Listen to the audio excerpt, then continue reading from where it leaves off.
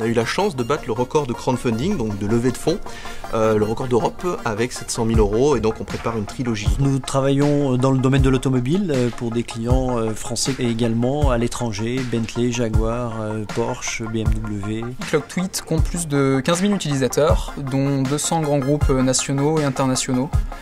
Comme TF1, Énergie. Nous avons à peu près 1600 agences qui utilisent nos services sur toute la France, dom-tom y compris, et qui représentent au global 7000 utilisateurs. Notre principal site est Berceau Magique, qui est un site marchand de produits pour bébés, qui présente un peu plus de 25 000 produits de 350 marques. C'est une équipe pluridisciplinaire de 7 personnes qui a porté sur les 7 dernières années un peu plus de 200 projets web.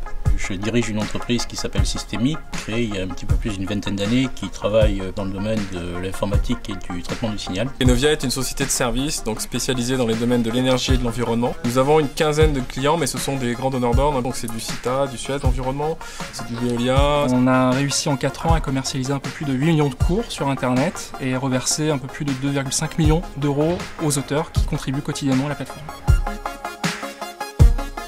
Le label French Tech va permettre à Toulon d'être sous les projecteurs et d'être identifié comme un acteur important dans le domaine du numérique. On a vraiment besoin d'infrastructures et ça a déjà bien commencé.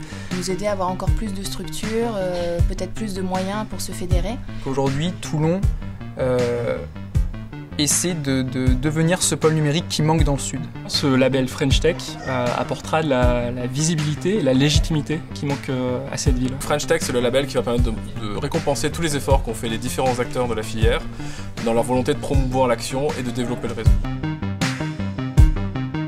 On voulait rester dans cette région pour dynamiser dans notre secteur, toute proportion gardée, notre branche. Et là, forcément, à partir du moment où il y a la possibilité d'unir nos forces dans la région toulonnaise, on a répondu présent de suite. Alors je me suis engagé pour l'obtention de ce label parce que j'ai créé Optis en 89 et il m'a fallu 25 ans pour être 150 personnes. Je pense qu'on peut aller plus vite et le label va nous permettre de le faire.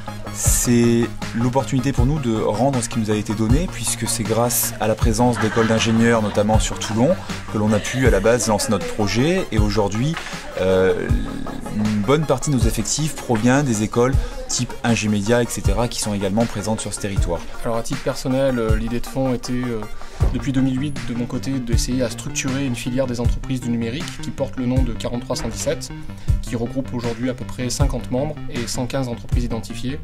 Et mon objectif est de faire connaître en fait ces entreprises et d'être la voix de ces petites entreprises du numérique. C'était quelque chose que je faisais déjà. En fait, ça fait déjà de nombreuses années qu'on était à l'initiative de ces réseaux, de ces regroupements d'entrepreneurs sur l'aire toulonnaise. Et pour moi, c'est quelque chose qui ne peut que dynamiser la ville. Je crois que ça arrive à point nommé pour donner une véritable réalité à des choses qui, depuis des années, sont en train de se construire. J'ai toujours su qu'il y avait du potentiel et je pense qu'il n'y a que les gens dans le coin qui n'y croient pas. Donc nous, c'est pour casser cette image-là, on va montrer qu'il se passe des choses à Toulon et c'est pour ça que je m'engage. Dynamique numérique à Toulon, moi je dirais effervescence. Prometteur. Potentiel. C'est une équipe Ensoleillée. Légitimité. Potentiel. Vertueuse.